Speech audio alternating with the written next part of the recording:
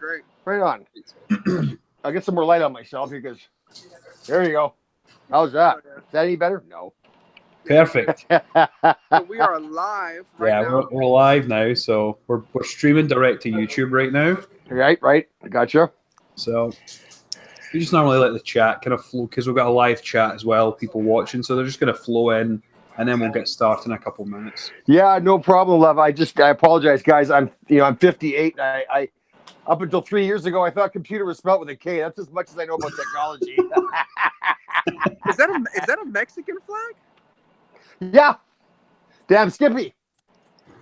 Well, I worked down in the States on a movie in Mexico City on a movie called came out as Beverly Hills Chihuahua.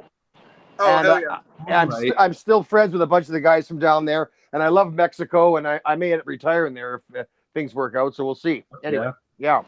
That's awesome. That's awesome. Hell yeah. Yeah. Well, that's what I got to show you guys. So how are you guys? I'm doing good. It's Friday. Isn't that nice? Can't complain. It's Friday.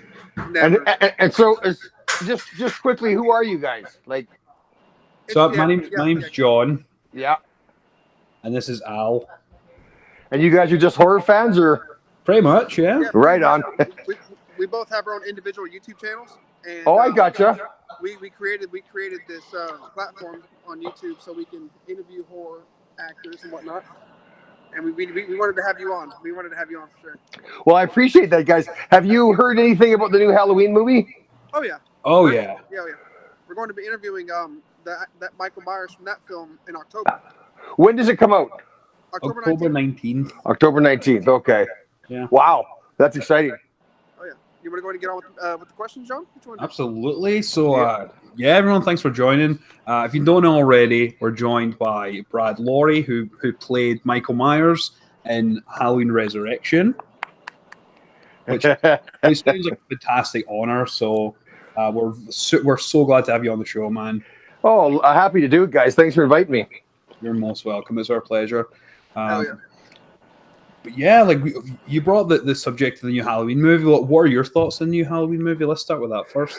Well, I'm just very curious as to whether it's a remake or a continuation. I know it's not a prequel, Sure. but I'm very excited to see Nick back in the mask, and I'm really excited to see Jamie again because she told me that she was done with major roles. She told me she was only one to work for 2 or 3 weeks at a time. Yeah. But, the opportunity to do this and put it to rest, I guess, came up. And so I was excited as you guys to see it. I'm going to Pasadena on the 12th for the 40th year anniversary. All right. And then the weekend after. Yeah. That's awesome. I guess every 5 years they do what do you call every 5 years it's like an anniversary convention for Halloween. And they always do it in Pasadena because that's where they shot the first one. So that's the idea, right? Fantastic. Yeah. So as far as I know, and a lot of people know, this new Halloween film is going to pretty much cut off everything past the original. Yeah, that's what I'm thinking. Yeah, exactly. That's what I think. As far as canon goes, the original's there, and then this one, and then they're cutting out the rest, which is real disappointing because I do love a lot of the other films. As far as storyline, they're still amazing films, but as far as storyline, it's just good shit. Well, they kind of left the storyline when they went to zombies films with the remakes and all this and that. And because I know he was, I was made to believe that he was contracted for 3 films. He did the 2, and now they've gone to this new format. Who directed this new film, guys? Do you know? It's is it David Gordon Green? And is it Danny McBride or Danny McBride? Yeah, Danny McBride and David Gordon Green wrote it. Okay. David Gordon Green's directing it. Yeah. If y'all know who that is, obviously he was in like Pineapple Express. Yes. And no kidding. Yeah. Wow. All those. He's a super comedian, but it's really crazy. Yeah, it's really interesting to see him direct a film, especially on this stature. Yeah. Because Halloween franchise is beloved, and then we have a comedian coming out and directing a major horror film. And I feel like that's actually pretty. Crazy. Well, I guess if a rock star could do it, anybody can do it. Hey, so absolutely. Who wrote it? Do you guys know who wrote it? And do you know if John Carpenter had anything to do with it? Yes and yes. So, do you know Danny McBride, who's in Pineapple Express? Yes. Oh, right. He's involved in the show, right? Yeah. He wrote it along with David Gordon Green. So they pitched the idea to John Carpenter, and John Carpenter said yes. Is that right? Yeah. Eastbound and Down, the last guy you'd ever think that was me doing a horror film. That's funny, man. Exactly. That's so funny. That's so funny to me because, just quickly, guys, when I got called out of the blue by the production manager to come in, and they were looking for, I thought she said a stunt double for Michael Myers. It had been 17 years since I seen the film and completely forgot the character's name. I thought they were talking about Austin Powers. Oh, God. So I thought they wanted me to be the stunt double for Austin Powers, and I thought, man, his career's really gone in the tank. Anyway. Hey, but you know what? I think being an Austin Powers stunt double will be pretty fucking hilarious too, to be honest. Oh yeah, absolutely. Except I'm probably twice his size, but yeah. Well, he's Canadian as well, so I mean, you could probably get away with that. Yeah, he's from Scarborough, I think, right near you, not too far from you. Yeah, Scarborough, Ontario. Isn't that where he was from? Yeah. Anyway, I think so. Yeah. Excuse me. But yeah, the new trailer just dropped a couple days ago, I believe. Oh yeah. It's giving me real Halloween 2 vibes. Yeah. Seems like it's very, very Halloween 2, which I'm not opposed to. But apparently, what they want to do is they want to pay homage to the other movies. So in the trailer, you'll see the 3 masks from Halloween 3, and apparently they're gonna like do little things throughout the movie to as a homage to it. Oh, I'm excited because guys, I've been a stunt guy most of my life, and when I was a kid, I was dating this girl who loved horror films, so I went to horror films when she wanted to go. But when we broke up, as devastated as I was, the one thought, because I'm too much of a chicken shit, I thought to myself, well, thank God I don't have to see horror films anymore. And then the Halloween film came out, and everybody was talking about it. So I finally went and saw it, and I remember being in the middle of it, just thinking, this is a great film because it's not bloody, gory, or violent, but I'm on the edge of my seat. So the Halloween franchise is the only... I would never go to a horror film again for the rest of my life, but except for the new Halloween film. That's the one film I'll go and see. Solid. Because I met Nick in Indianapolis about 3 years ago. You guys probably heard of it when Jamie Lee Curtis did her one convention. It was the one that he came to, and he's just a super guy. He's just a fantastic guy, as is she. So I'm really excited for both of them. That's cool. Okay. So my question for you is, I'm going to revert back to the film that you're on, Halloween Resurrection. Yeah. And I want to know, what kind of mental state did you put yourself in, or training did you put yourself in order to play Michael Myers? Well, because I was a fan of the original. Sorry. You're John, and you're sorry. What's your name again? My name's Al. Al. John and Al. Al. I was It was very important to me to imitate Nick Castle's walk as much as possible. So I watched all the Halloween films, every single one of them, and then went back to the first one and just watched his scenes over and over and over.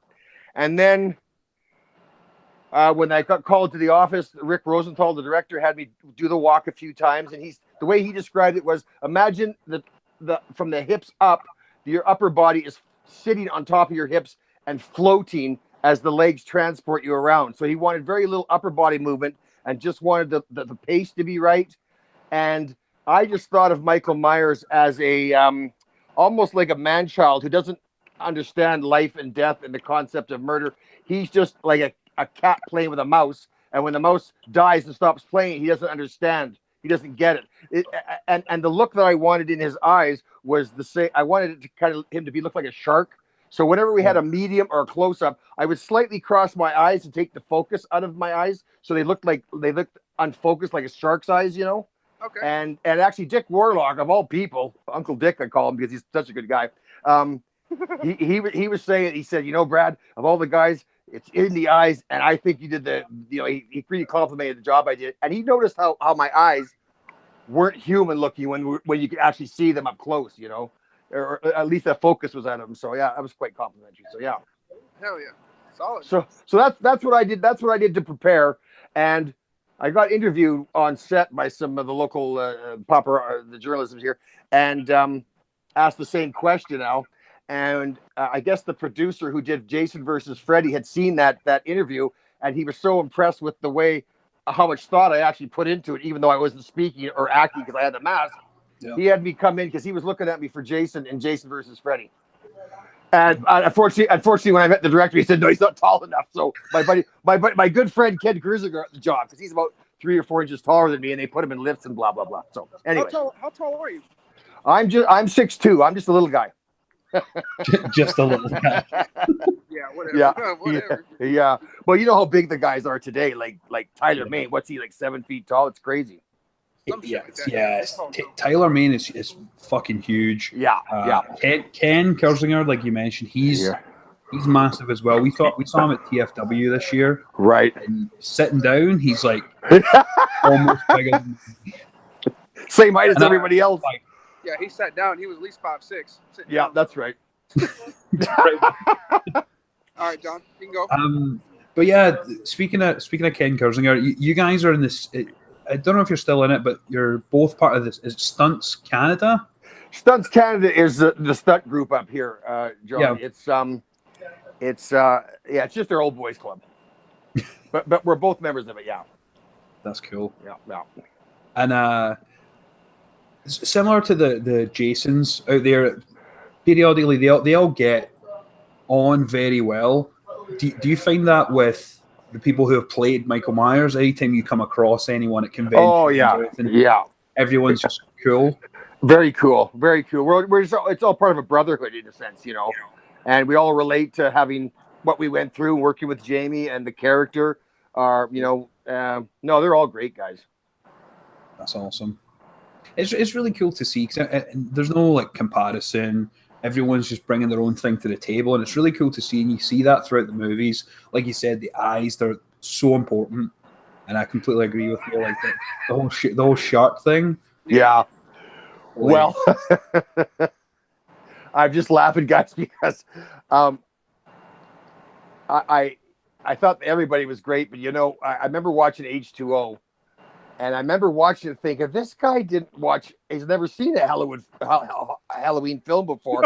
and then we had this big convention and all the guys were there and they were doing a Q&A and somebody asked Chris, they asked us all how we prepared. And when it came to Chris, and I love the guy like a brother. He's an absolute sweetheart. But he said, yeah, I didn't know anything about the other films. I just did it my way. And I was like, oh, well, that was pretty obvious and good for him. But I just, I always thought the thing about Michael Myers that was the most frightening was his methodical gait. Just how he's just slowly moving with purpose. He's just swimming like a shark, just getting to his prey to kill and eat. Oh, yeah. Yeah. So Mike Myers has a ton of layers. This dude has layers. Yes. He has a character for sure. Yeah. My next question for you would be, what was it like working with such people like Tyra Banks, Busta Rhymes? What was that experience like? I was starstruck. Really? Yeah, I didn't know the younger kids because they were fairly new, but yeah. Tyra, I didn't have a lot of interaction with, believe it or not. I saw her through the door of a trailer and we talked for half a minute one time, and then on set, she was all ready to go when I got there. And actually, we did do a scene where I came up behind her with the electrical cables and strangled her. I don't know if it's on the behind the scenes, but in the end, they just showed her body dangling with all the blood and whatnot. But Busta Rhymes, I didn't get a chance to talk to him a whole lot, but all I know is every morning in the makeup trailer, he gave me the most genuine, big, long hug I've ever had in my life. He was a really sweet guy. I can't stand his music, and I hope he's not listening, but I tried listening to it. But as a person, he's thumbs up. Yeah, he's been around for a while. But yeah.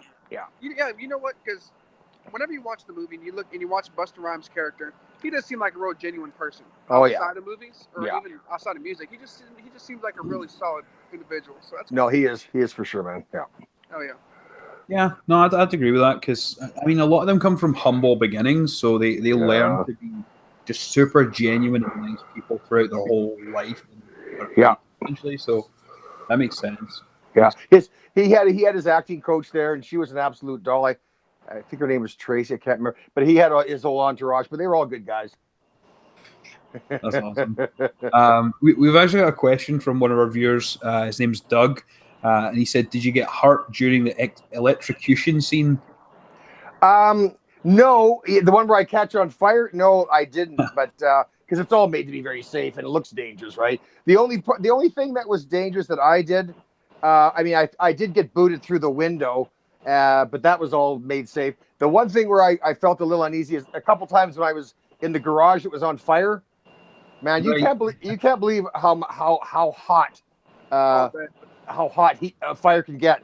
Because I was like 6 feet away from these heat bars, and a couple times I had to roll away. It was just it was just too hot. Yeah. But I didn't get hurt. No, I didn't get hurt. I didn't get hurt the whole show. Great. I agree. I agree with the whole hot thing. Like I have kids that I go trick or treating with. I don't trick or treat, but I dress up for them. And just maybe like 30 minutes in, I'm like, fuck this. Oh yeah. I can only imagine being next to a fire. Buddy, I'm telling you, it's in a damn jumpsuit. Okay, so. Well, it felt like the jumpsuit was melting on my skin. That's how hot it felt. And I just had to roll away. So we got the shots eventually. But anyway, yeah. I'm curious. Did you ever get to keep any of the masks? You know what, John? There's always a story. Or is this one of those like, no, I didn't. No, I didn't at all. I didn't get any souvenirs. And you know who got some souvenirs? Dick Warlock said when he finished Halloween 2, he took the mask, the knife, the boots, and the jumpsuit, and I didn't even get so much as a pat on the but Malika Cod, the producer's son, Mustafa, who's now gone, of course. Malik did promise me a mask, but it just never happened because after his father passed away, he inherited the whole company. He's got bigger fish to fry these days than giving me a mask. So, but I think, guys, that the franchise has gotten to the point now where, because when they first shot those films, I don't think they realized how big a deal it was going to become. Yeah. But today, I don't know if they want to give away masks just in case they end up in some, underground sheep porn or something. I don't know. You just never know what their concerns are, right? And today, you can't trust anybody, right? So anyway, True. That makes sense. Brad. I was gonna say, we usually have a third co-host. It's usually me, John, and David. But David, he's working nights on his company. But usually he asks this question for every guest. Whenever you are watching a scary movie at your home or wherever you are, what are some snacks you usually are go-tos while watching a movie? Go-to snacks. What an interesting question. Well, I'm a big fan of popcorn, licorice, and beer. All right, we've never heard those two. Licorice and beer. That's Brad Loree stamp. Right that's a Canadian thing, I think. Yeah. That's cool. But I don't watch a lot of horror films, so that's the truth, Al. Okay. I'm a bit of a chicken shit. So, in the film, John, you got something? You want me to go? Oh no.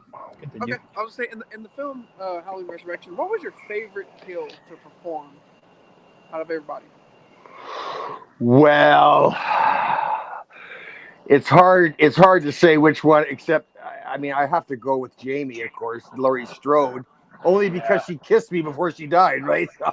Nobody else had the heart to kiss me before I killed them, and I thought that was very kind of her. And that's something to stand by. That's good. Yeah, no kidding, huh? Because for at the time, guys, I was the first Canadian to play Michael Myers. I was the Michael Myers that finally got Laurie Strode, and then Tyler Mane comes on the scene, so now he's Canadian. And now Laurie Strode's come back, so maybe I didn't kill her. I mean, oh, man. Yeah, we definitely don't talk about those. Well, yeah. I don't want to say everyone, but we don't like talking, I don't know. We don't like including those. You don't like talking about the zombie films? The second one, for sure. Me, personally, I like the first one. I like the prequel feel of it. But the second one, the only thing was good about it was the hospital scene for the first 20 minutes. Is that... I never saw the second one. Because I felt the first one, it humanized him to where you started to be sympathetic towards him, which is not what you want to feel if you want to scare people. You don't want to have empathy for the character. You want to be, and he got so big now that one of the things that made me scared of him was that he wasn't a big guy, but he had all that super strength. Well, now he's a giant, so it's David versus Goliath, and you don't give the victim a chance as it is. When he was sort of normal human size, it just, I don't know how to explain it, but it's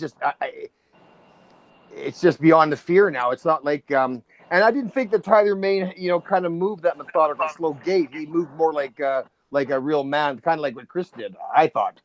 Anyway. Yeah. Well, yeah, I agree because the second one, since you haven't seen it, I guess I'll spoil a little bit for you. If you don't mind. Go ahead. a lot of the film, you can see damn near half his face, and it was always a huge mystery. Right. Until maybe the 5th Halloween, what he actually looked like and whatnot. Right. So, and then towards the very end, his whole mask freaking comes off, and he has this huge, like, Billy Joe ass knife, and it's just yeah, it really took away a lot of the mystery. Yeah. Michael Myers, so I agree. Where's the hope of survival when a guy's that big and nasty? Like he's gonna win. So yeah. Just like in part 2. Where's the faith? Where's the faith? Yeah. He killed that nurse with the scalpel. Oh. Remember in part 2? Yeah. Yes. That's right. That's right. And you could tell he was not really that tall, but he's just so intimidating. Yes. That size. Yes. And to be that strong to lift another step, it just made him feel like he was otherworldly almost. Yeah. Oh yeah. And I mean, and also as well with the whole mythology of Michael Myers, they didn't bring in the fact that Loree and Michael Myers were brother and sister until the second one. Right. Yes. Exactly. Gonna put in there. Yeah. So the first one's just I feel like the first ever Halloween is its own entity, and it's just it's otherworldly. Yeah. Yeah. In reality, and anything after that, it's just kind of goes downhill a little. So guys, the new one, is it a new version of Halloween, or does it pick up where the first one left off? It picks up. Yeah, the story that they're going with is rather than Michael Myers falling out the window and then disappearing, right? He falls out the window and then he's caught and put back in jail. Oh, okay. Asylum. And then from the trailer, like we don't really know much, but from the trailer it looks like there's a documentary film crew going interview him, and they're interviewing Loree, and like because it's 40 years later, it's set 40 years later, so they're going around, they're interviewing a bunch of people. They must be doing it for whatever reason. Yeah. So they're going around and they take the mask to him, and he gets like all wound up, and then the bus crashes, and then. But the interesting part is that Laurie Strode, rather than being a victim her whole life, she becomes a survivor, and she's packed to the nines with guns and like this high tech security system, and really. So this is an interesting aspect, especially for Laurie Strode's character. So, guys, do you happen to know, does Nick Castle have any scenes where he's not wearing the mask? I don't actually know. Yeah. No, they haven't showed that yet. They haven't said yet. Okay. I'll be curious. Yeah, I'd be interested. The mask is definitely unique. Hopefully they don't go that route. Yeah. Hopefully they don't. Yeah. I think this film's going to be amazing. It looks so good. It looks really good. And I'm just excited for Nick and Jamie, like I said. So for sure. I'm hoping it does really well. Oh, it's going to do huge. It's a Blumhouse picture. It's Universal. Because Blumhouse have a knack for picking super low budget movies and then having a huge turnover. Is that right? Yeah. Paranormal Activity, that's a prime example. That was like $20,000 to make. They filmed a lot of the scenes in the director's house, and then that's spawned like hundreds of millions of dollars gross. No kidding, huh? In sales and stuff. So and I mean, it's not that ambitious. It's not. There's no huge effects. There's no green screen. CGI and all that bullshit. Yeah, right. It's insane. You need to watch the second trailer, Mr. Brad Loree. Oh, I'm gonna watch as soon as we get off as soon as we're done. I'm gonna go on. Where would I go? YouTube. Yeah, you can go to YouTube and because I don't put Halloween 2018 number 2 trailer. Number 2, okay. And that I know how to do. Okay. No, guys, I'm telling you, I'm not kidding, guys. I don't know anything about. No, it's completely cool. But that trailer right there will definitely. That trailer right there that just dropped will be a treat for you to watch. No, I appreciate you telling me about that. Yeah, for sure. Oh yeah. We'll send you a link. Yeah, we'll probably send you a link on Facebook. Oh, I appreciate that. Hey, John, I actually have to burn off. I will talk to y'all later. I'm actually at work, Brad. I'm sorry. Oh, Al. Oh, yeah. I gotta Get to it, brother. So, it's nice meeting you, Brad Loree. I'll see you later, John. I'll talk to you guys later. Al, thanks so much. Yes, sir. God bless. All right, brother. Take care, man. Bye-bye. Al's Horror Shop. Well, that's cool. Left the call. So we both have our own channel. Al's is called Al's Horror Shop. Mine's just called Horror Fiend Reviews. Right. We kind of do like horror related movie reviews and like buying a bunch of shit that we don't need and showing it off to people on the internet. So right on. And that's what brought us all together. So do I get a T-shirt out of the deal? If we ever make T-shirts, then if you ever make T-shirts, okay. I always try to get a little swag, Johnny. No, that's great, man. That's cool. That's awesome. Cool. You guys are doing this. I mean, I'll tell you the truth, John. Like I said, I only ever watched horror films for a couple of years when I was like 19, 20 with this girlfriend, and I've never been into them since. But I have a huge place in my heart for horror fans. Right. I don't know what the attraction to all the blood and guts is, but they always seem to be the nicest people I've ever met. Oh yeah. I'm not a horror fan, but I'm a horror fan. So right. You know what I mean? Yeah. So. Yeah, because I mean, everyone goes crazy at conventions. I mean, I guarantee that the convention in Pasadena is going to be insane. There's going to be so many people, especially because of the new movie coming out. Yeah. But everyone always seems to be super gracious and very appreciative. And for sure. Apparently, the rumor is Jamie Lee Curtis is going to be there. I don't know if that's true. Really? But the rumor is that she's going to be there. I was wondering about that, John, when I heard about her and Nick, because like I said, the only time I've ever heard of Nick and Jamie doing a convention was the one 3 years ago. But you know, Jamie gives all her money to the LA Children's Hospital for the terminally ill kids, right? Yes. So and of course she makes $1 million for every convention she comes to. So God bless her. Oh yeah. God bless her. Yeah. Yeah. She seems like there was. I watched this recently, right? There was an interview that I think it was Entertainment Today or Entertainment Tonight. They did with Jamie Lee Curtis and David Gordon Green. Yeah. I'll send you a link for that. And she handles it so graciously. Like, this guy's asking her the dumbest questions, the worst questions. Oh, my Lord.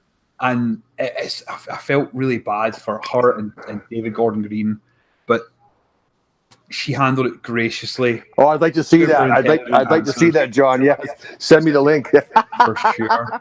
But yeah, like in regards to Halloween Resurrection, what were some of your highlights of doing the movie? It can be anything, like from working with Jamie or a certain scene that you were on. Like, what were some of your highlights from? Well, John, I highlights, buddy. There were so many things that were new and exciting because I am a huge movie fan. Right. And of course, as a stunt guy, you go in, they tell you, okay, on action, you run to this mark and fall down when you get shot. But being the sort of one of the lead actors, I got to be there from the very beginning of the whole process when they were doing all the screen tests. You know, they were just learning the different all the filters they wanted to use. In fact, for the first 3 or 4 days that we shot scenes, I actually had a net, like a mesh in the eyes of the mask because they didn't want to see.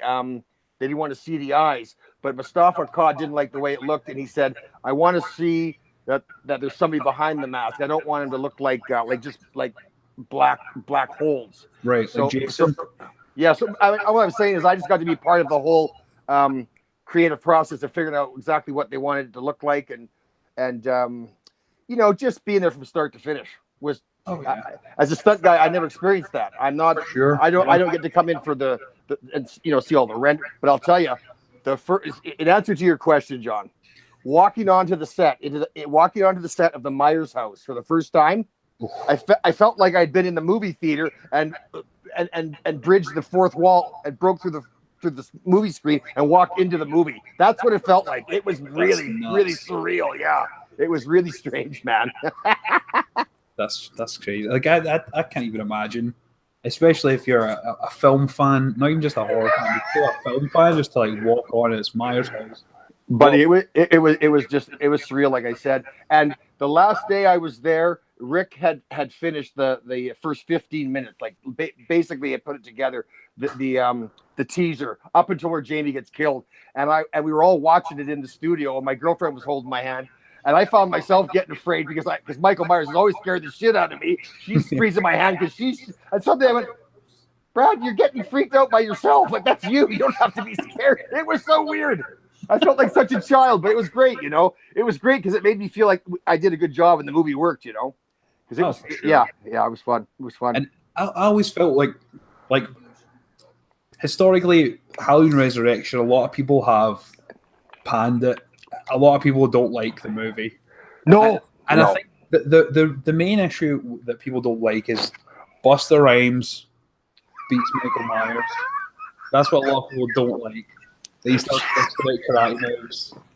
John, no kidding. The first dozen people I ever talked to as fans at a convention, and my first one was at Pasadena, they come up and it was like they were angry at me for allowing myself to play Michael Myers when he got beat up by a bad kung fu black guy. Like, they were just so pissed off that Busta Rhymes beat up Michael Myers at the beginning, you know, the first fight kind of thing, and then he gets beat, you know. But yeah, there was a lot of upset fans about that. A lot. That seemed to be the biggest bone of contention. Yes. You know. Oh yeah.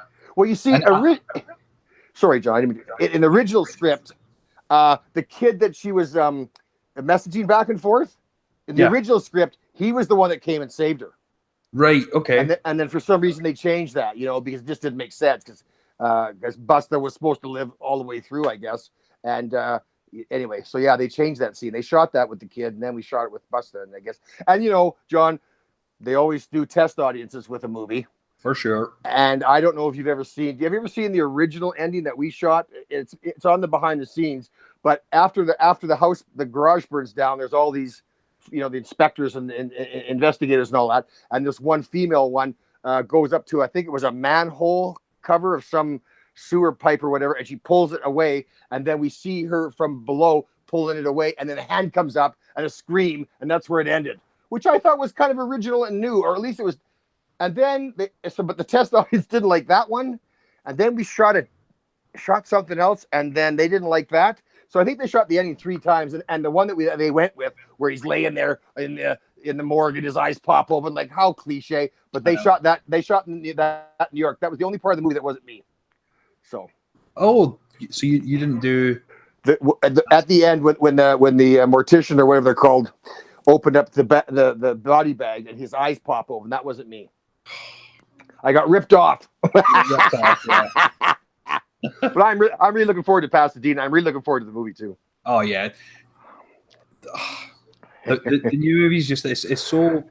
I mean, there is a lot of remakes and a lot of sequels and all that coming out nowadays, but this one it seems fresh because the original 3, John Carpenter, Jamie Lee Curtis, and Nick Castle, they're all attached to it. Yes. Well, to me, that's the cool part. To me, John, it almost feels like the sequel they should have made in the first place. Yeah. And I haven't even seen it yet, but that's what I'm hoping I come away with, you know? So I'm excited they did this. Oh, yeah. I think the fans deserve it. Oh, for sure. You know? There's a lot of bad movies in terms of the franchise, but it's the same with every franchise because they never make the first movie knowing that it's going to be a franchise. Yeah, exactly. Exactly. Well, look what happened with Halloween. They shot the first 2, and then they made the third one. They had no idea that the appeal was this guy in the mask. I remember sitting in the theater with my popcorn and my licorice and my Coca-Cola, and the guy never showed up. I was so pissed off, and that put me out of sorts with the Halloween guys for a while. But anyway, the Halloween movies. But anyway. I don't know what people hate more: the fact that Busta Rhymes beat Michael Myers, or the fact that Michael Myers is not in part 3. Yeah, well, that would be a close. Those are the 2 things that people constantly talk about Halloween. Yeah. Well, you know, John, I was very surprised, impressed, whatever the proper word is, when the first Rob Zombie film came out, because I assumed all the young kids would prefer that one to the old one. But I would say it was 50-50. Like, a lot of young kids said they didn't like the Rob Zombie's remake. Yeah. And they preferred the old one, you know, which I thought was very interesting. So. Yeah, I think the main difference between the 2 is the Rob Zombie one, it focused more on Michael Myers growing up as a kid. It kind of starts off just before the night where everything changed and he kills his family. He kills his sister. This, it kind of goes a bit more in depth with that, the relationship between his mum and him, and then all that sort of stuff. But then they kind of put a modern twist on it, where they make or kind of like white trash twist on it, because really when you see the original, his mum and dad are coming home and they're all dressed up like they must have been on a night out, and they're coming home and they're dressed up really nice, and it's a really nice house. Yeah. And then, but I think that's a Rob Zombie thing. I think he likes to revel in the white trash a little bit. Sure, he does. That's his audience. Oops, did I say that? You can say whatever you want here. Yeah, there you go. I love it. Yeah, cool, man. Anyway, so you said October 19th it comes out? October 19th, yeah. I'm going to make a note. I think it premieres tomorrow at TIFF, Toronto International. Oh, no kidding. You're right. So the rumor is that Jamie Lee Curtis again is going to be there. Yeah. So I found out about this like a week ago, and I'm like, well, I'm sure if she's if she's in the whole movie and it's a big part, that it'll be part of her contract that she has to be part of the promotion, of course. So, but I'm really, I hope I get to see her again because she's a nice lady. Oh, for sure. I mean, she's going to be very well sought after. Yeah. At the convention again because of the new one coming out. I'm really excited because we're going to be interviewing James Jude Courtney, who's also doing. He's also playing Michael Myers in the new movie. Oh yeah. I don't know in what capacity. I don't know right. if it's him doing most of the stunts and Nick Castle's just kind of there for some scenes or not. Right. Yeah. But we're excited to talk to him, so that's going to be really cool. Good for you. Yeah, like I'm really, really jealous that you're going to the 40 convention. It seems like it's going to be a great time. Hey Johnny, do they ever have horror conventions out east in Ontario? Like I've been to one in Canada, what they call the Expo thing. Right. They had that in Vancouver a few years ago. Ken Kersinger and I went, but I've never been back east in Canada. There's one that I'm going to. It's at the end of October. It's called Frightmare in the Falls. Oh yeah. And it's right. Niagara Falls. I think I've heard of it. The last year was the first year that they had it by themselves. Before they had it as part of like Niagara Falls Comic Con. Yeah. They branched out into their own convention. So that was the first year last year, and it apparently done really well. So this year it's got CJ Graham, Tom Atkins, Tommy Lee Wallace, Adrian Barbeau, Tom Savini, like a bunch of names. So right. Yeah, it's gonna be a good time. All great people. I've met all of them in the conventions. Great people. Right on. Nice. Who's been your favorite person to meet at a convention in terms of the guests?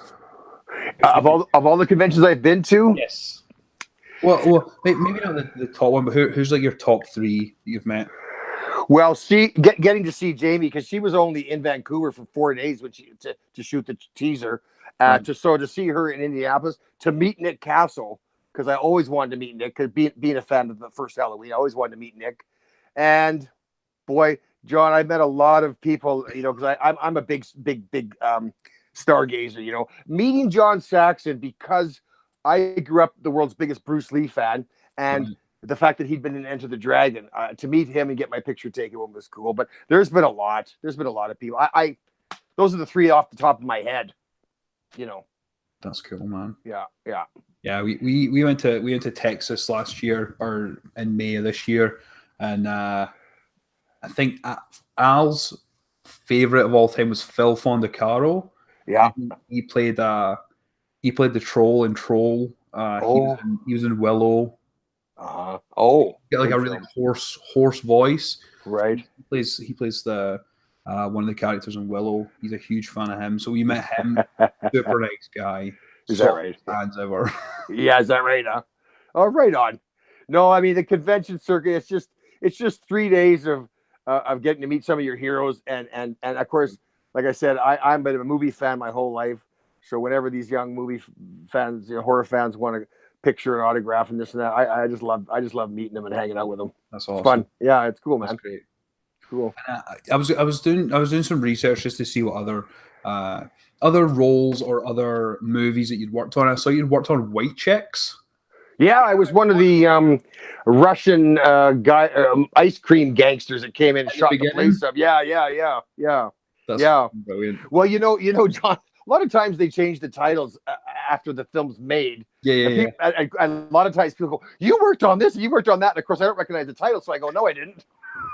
And then it turns out it'll be some show that, and of course, I've got 160 productions or shows on my resume, and I can't remember them all, right? Because after a few years, I mean, I still get Star Trek when I go on set today, but after a while, it just became a job. Today I only work like once or twice a month, if that at all. So I'm kind of going back to being the little movie star that or fan that I've always been. But it's it's an interesting process, that's for sure. That's cool. Yeah. What made you want to get into stunts? Well, John, when I was 13, I saw a Bruce Lee film, got me into martial arts, and I joined the local karate school. The karate instructor was a 17-year-old guy named Tony Morelli, and he was a green belt. He was very focused and wanted to be a kickboxer because kickboxing was just like the full contact stuff was just starting to come to North America. Anyway, long story short, he became in 1980, he won the World Cruiserweight Kickboxing title. And because he was a world champion, the stunt guys in the film industry, this is like early 80s when the film industry was first coming to Vancouver, and the stunt guys, they just took him aside and said, "Listen, we want you to be one of us," because they wanted to say they had a world champion in their midst. So he became a stunt guy, and I was his protege and like main pupil kind of thing. So he just dragged me along, and he's since passed away. But between Bruce Lee and him, I owe him everything I have or ever will be. But that's how I got into stunts. Myself, John, if I had any talent in the acting world, I would like to have done more acting. But I do love my stunt brethren, and I did like the business. But now I'm all beat up. I got into 2 motorcycle wrecks away from work, so I've been on disability for 8 years, sitting around twiddling my thumbs. And you want to talk about? There's nothing harder than doing nothing. I'll tell you that. Oh yeah, I agree. Yeah. Anyway. When I came, because I'm originally from Scotland, as you can probably tell already. That was my guess. When I came to Canada, I couldn't work for like 6 or 7 months because I had no status technically. Well, waiting for my like permanent residency and work permit and stuff. So I just literally sat for tough, isn't it? Months just doing nothing. Scottish accent is the best accent in the English language. Brilliant. I was just talking about that like 2 days ago to my aunt. And we were both saying, the Scottish accent. Unless the brogue's so heavy you can't understand the person, that's a little bit tough, which is always embarrassing. But it's a great accent. Yeah. Thank you. Yeah, you bet. Going back to white chicks. All right. I've got a couple of people who are here just sitting around, and they heard that and their ears perked up. They don't care about Michael Myers or. All right, yeah. They're just like, white chicks. White chicks. Did you get the chance to work with Terry Crews at all? Terry Crews, don't know who that is. What? Oh. But guys, I work with dozens of people every day on set. I don't know their names. Oh, so who's Terry Crews? Terry Crews. He's a very tall, very built black guy. He's in Brooklyn Nine-Nine. Okay. That's one of his more recent ones. He was the Old Spice guy for a while. Oh, the guy in the Goofy commercial. Yeah. We're okay. No, I don't think I may have worked with him, but John, I wouldn't remember. Every day I go to work, there's 100 people that are new or old friends. But remember names, that ain't my forte. Yeah, I thought I'd ask. No problem. I worked with some of the Wayne guys. Oh yeah. Well, on White Chicks, obviously, yeah. That's cool. Yeah. Yeah, these seem like cool guys too. So it seems like a great, even doing stunts for stuff like that. It's still a great opportunity to converse with people, and even though you may not be acting as such, but you can just be in their presence and their energy. Like that's a huge part of it too. Well, I did a stunt on a show called with Benicio del Toro and Alicia Silverstone, something baggage. Okay. What the heck was anyway? And Benicio del Toro was like one of the very few actors to ever come up and ask me about he was curious as to how the mechanics of the stunt worked. Like, how was I going to get through the window without damaging the excess baggage? It was called, and it's a great scene because I fly through the window, crash through a coffee table, and he and Alicia are in the foreground, and they're running away because I just got thrown out the window by the guys that's after them, and Benicio del Toro goes, "That guy landed on his head." It's a hilarious scene. But yeah, just getting out to hang out with those kind of people is a big deal. Yeah, because like I said, I would love to have been a better actor than I am, but I'm not. Yeah, I think everyone deep down wishes that they were an actor, a movie star. Yeah, that's. Everyone has aspirations because everyone always grows up as a movie fan when they're a kid. Either sure. Go a Hollywood blockbuster aisle, or you go down the horror one. And that kind of shapes what you want to be. I mean, not many people will admit to be, I want to be a horror star or horror. No. I've met those people, but there's not a lot of them out there, that's for sure. Oh, yeah. Do you want to be a horror star, John? Oh, I think at one point in my life, yes. What got you into horror? Can I ask you? For sure, yeah. The craziest thing is Halloween. Actually, was one of the main things. But my mum, she's a huge horror fan. She's also a huge X-Files fan.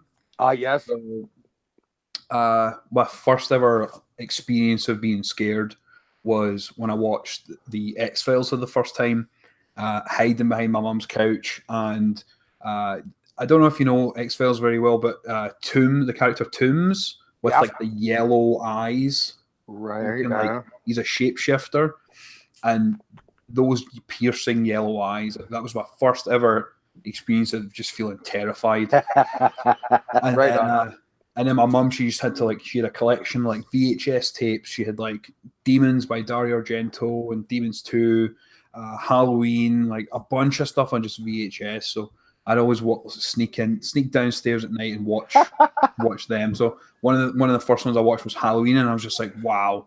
Really, this is fucking incredible. It took me a couple of watches though. Yeah, they got to the scene where the sheets are flying in the wind.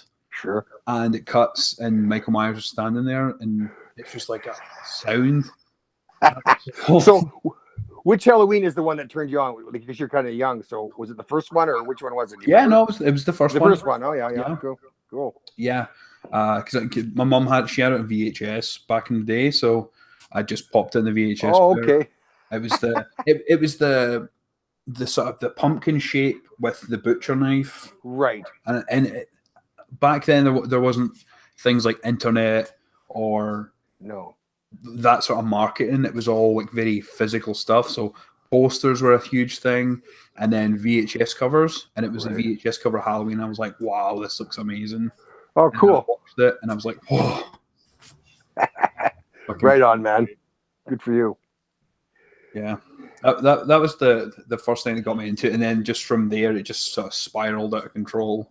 Right. And just like was watching everything and anything I could get my hands on. So hey, man, if it gives you a rush and you like it, good for you. For sure. Oh yeah. And then now we're in the digital age, so there's a lot more accessibility to horror movies is coming around nowadays with likes of Netflix and Shudder. That's horror movie specific one. So right. There's a lot more accessibility than going to Blockbuster. Yes, no kidding. Yeah. Yes. All the behind the scenes and everything you want to see now is all online. Exactly. So, yeah. Oh yeah. Have we got any other questions? We've got a question from Doug. He asked if you're a Godzilla fan. You ever Godzilla the Mute? No. Godzilla in general, like the old like Japanese Godzilla. Mate, I honestly don't think I've ever even seen the Godzilla. No. I've never watched them. I mean, John, I've never seen Dracula. I've never seen Frankenstein. It just wasn't my thing. I was into the 13. It was all martial arts and that makes sense. And Clint Eastwood. That's the kind of stuff I'd watch. Yeah. So yeah, no, I don't. We were talking to Ted White, who plays Jason in Part 2. Right. We were talking to him. So Al's been talking to him on the phone quite a bit. So he likes to talk on the phone. Yeah. And he apparently stunt doubled for was it John Wayne? I was just going to tell you that. Yeah. I was just thinking him when we were talking. Yeah. He doubled John Wayne on a bunch of films. Yeah. And he's still alive, is he? Yeah. Oh, yeah. He's a very nice guy. Every so often, he'll give Al a call. Because I saw him at a convention years ago, and when we just met, and he says, "Oh, Brad, come on out to my place. We'll go fishing together, and this and that." And just a lovely, lovely guy. Yeah. Oh, yeah. Oh, yeah. I said part 2. It's part 4, apparently. Okay. Oh. Get your facts straight, John. There's a lot more better horror fans than me. Well, listen, we're all in this together. Someone else actually asked, "What's your favorite movie?" My favorite movie. Mm-hmm. What a good question. It's funny you should ask that too, because if I had to narrow it down to one, my favorite, I would have to say it's a Chinese film called To Live. To Live. And Zhang Yimou is the best I can pronounce the director's name. The star is Gong Li. It's a Chinese film that came out in like 93, 94, somewhere in there. And if I had to watch one film over and over and over, that and Cinema Paradiso, I would say. Nice. Yeah, those are my two favorite. But To Live, yeah. So that's awesome. Yeah. But yeah, like I'm kind of out of questions, and yeah. Do you have any questions or anything you want to say? Is there anything else that you're doing coming up apart from obviously the Pasadena convention? Is there any other conventions that you're going to be? Well, I'm going out to Pennsylvania the weekend after the Pasadena to a thing called Weekend of Fear. It's out in Pennsylvania somewhere. A guy named David Madison's a friend of mine, and he's putting it on, and I think he's putting it on. But that's about it. And then lately I've been working on, here just the local stuff in Vancouver, Supergirl and The Flash, and oh, nice. Yeah, and what else did I work on? Oh, they're all the same. They got a lot of superhero shows up here right now. Oh yeah, and, for sure. but yeah, no, John, that's the one thing I was going to say to you, John. If you want to send me on Messenger, send me a mailing address. I'll send you guys out some autographed pictures if you want. Oh, nice. Like yeah, just fantastic. Just to say thanks for doing this. Awesome. I really appreciate that. Yeah, but that's about it. So I guess our time's up, and I got to go have dinner. For sure. Yeah. I'm gonna go get Tim Hortons. Oh yeah. Yeah. Go get yourself some Timmy's. All right. Gonna get Timmy's. Yeah. Well, John, I can't thank you enough for this, for including me in your show. And listen, contact me anytime, and maybe we'll meet you one time if I ever get out east again. Absolutely, yeah. Just let me know. I'll reach out to you on Facebook. I'll speak to Al. Yeah, please do. I'll contact you, man. But again, the pleasure was all ours. Thank you so much for joining us. God bless, man. God bless, brother. Yeah, thank you, man. And go Leafs, and we'll talk to you again sometime. Yeah, absolutely. All the best, John. Thanks so much. Peace. Okay, man. Good night. Bye-bye.